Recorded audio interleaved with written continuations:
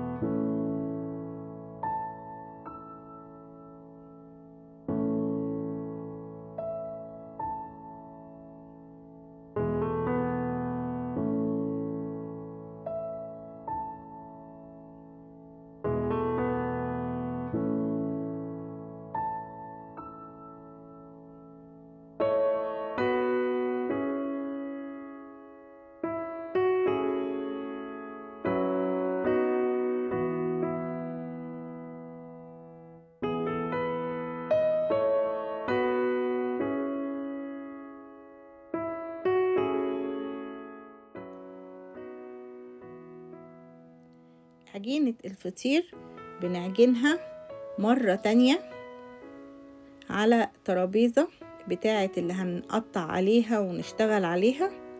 هنبتدي ناخدها من بره الطبق اللي احنا كنا بنعجن فيه ونعجنها كويس جدا تاني على الترابيزة او الطاولة اللي احنا هنبتدي نقطع عليها او نشتغل عليها عشان نملكها اكتر.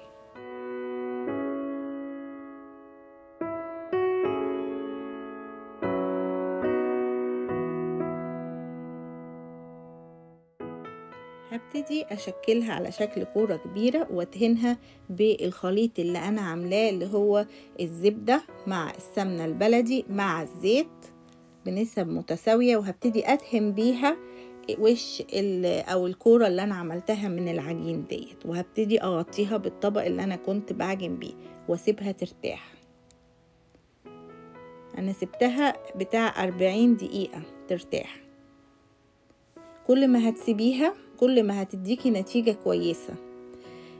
وهبتدي بقى، انا ابتديت اقسمها كده على 4،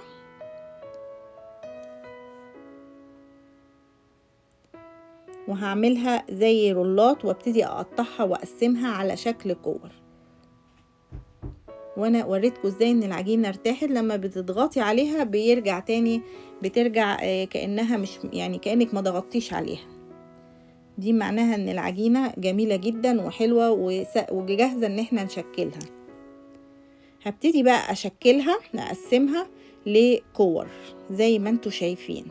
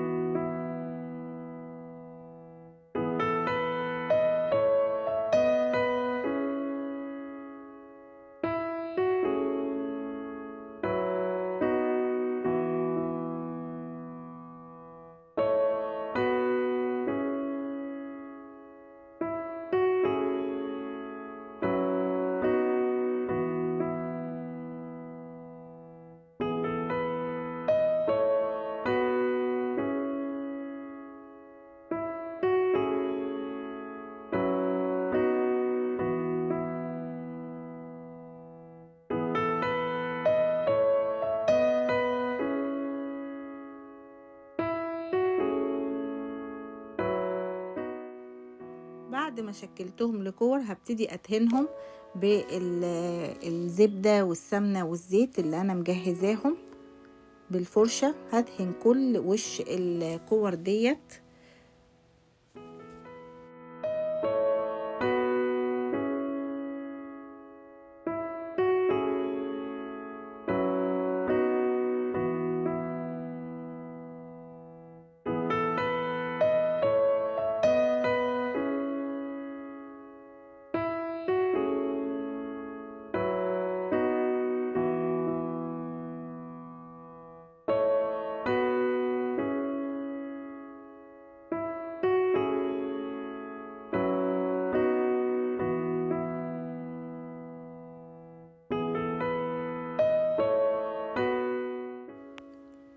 بعد كده هبتدي اغطيهم بالاسترتش واسيبهم يستريحوا لمدة نص ساعة، مش اقل من نص ساعة.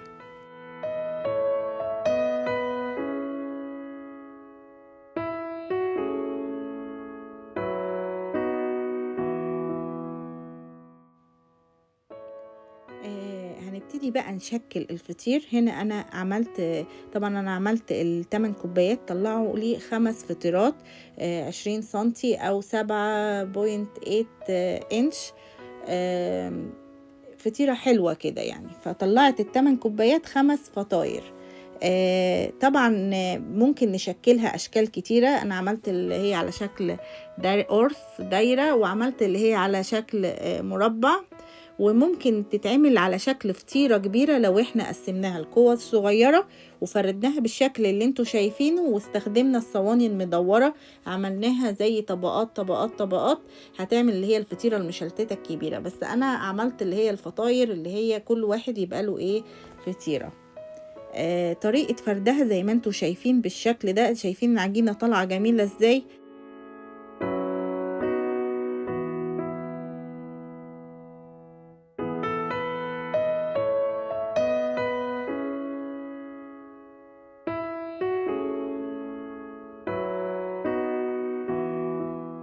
فجودتها في انك تشوفي تبقى شفافة زي ما انتوا شايفين كده. بنفرديها على قد ما تقدري بالراحة. لو اتقطعت مفيش مشاكل. مع السرعة طبعا اكيد يعني ممكن يتقطع منك العجينة، مفيش مشاكل. وبتتعمل زي شكل منديل زي ما انتوا شايفين كده. ده اول شكل انا عملت اللي هو السكوير. بعد كده هبقى اعمل الفطيرة التانية تبقى على شكل دايرة. فانا حبيت اعرض لكم الاتنين بيتعملوا ازاي، وانتوا اختاروا الحاجة اللي اريح لكم والافضل ليكم.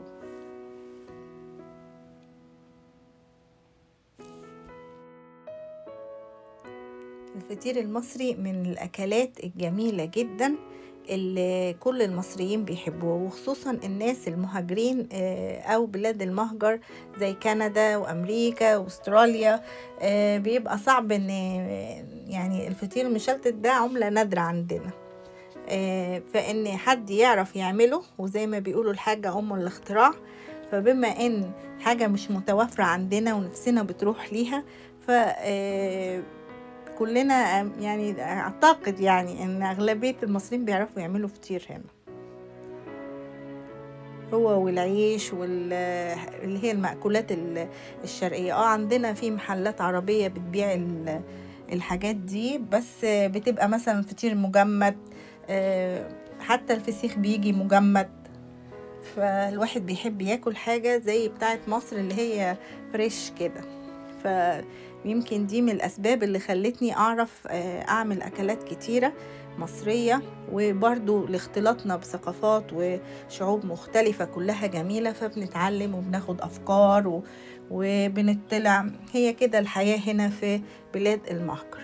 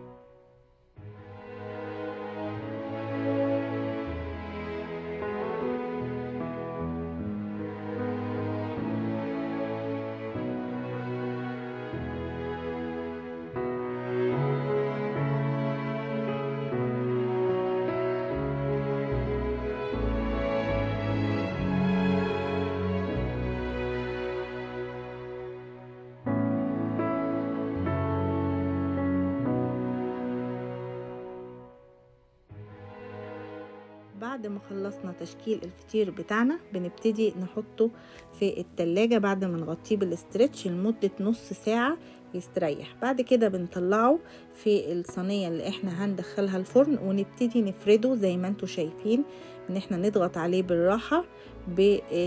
بندهن كمان، بنستخدم زبدة او سمنة او ايا كان خليط زي اللي انا عاملاه، اللي هو زبدة مع سمنة مع زيت.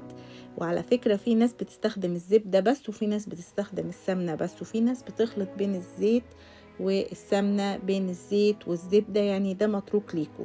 بس ده الخليط ده انا اللي استخدمته في عمايل الفطير اللي انتوا شايفينه. وبنبتدي نفرد زي ما انتوا شايفين بالطريقة دي، ان احنا نضغط على الفطيرة بحيث ان احنا نفردها على الصاج. بتبقى برضو هنلاقي ان يعني المساحة بتاعتها او المقاس بتاعها بيكبر شوية عن المقاس اللي لما كانت في التلاجة.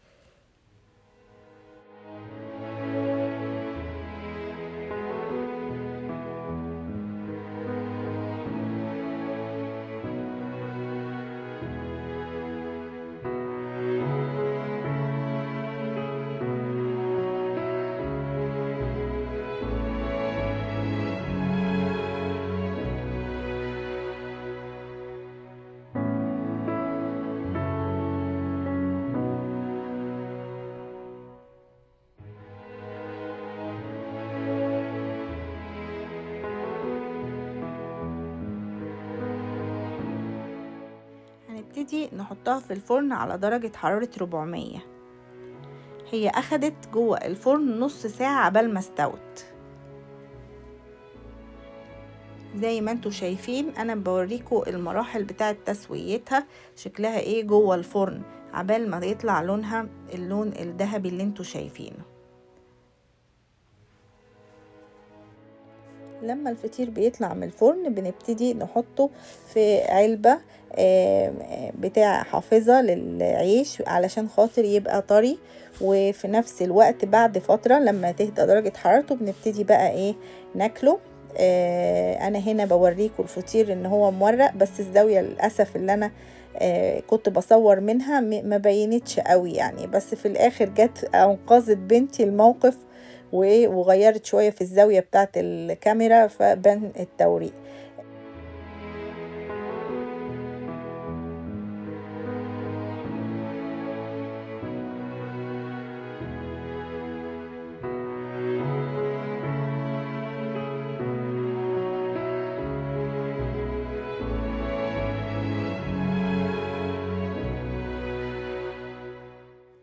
أنا قدمت الفطير المشلتت مع 3 أصناف، اللي هو العسل الأسود والجبنة القديمة اللي أنا عاملاها، مع كمان الميبل سيروب، وده مشهورة بيه كندا هنا، كخليط كده بين مصر وكندا. أتمنى وصفة النهاردة تكون عجبتكم. استنوني في الوصفة الجاية. باي باي.